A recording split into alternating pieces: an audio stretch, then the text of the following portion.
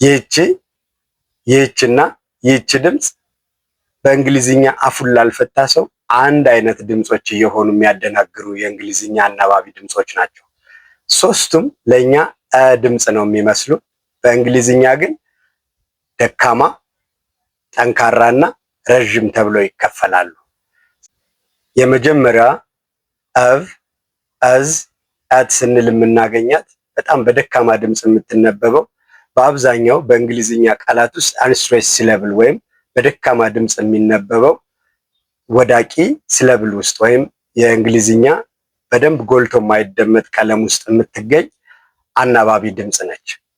ቀጥሎ የምናያት ደግሞ ስትሮንግ ኤንድ ሾርት ድምጽ ነች።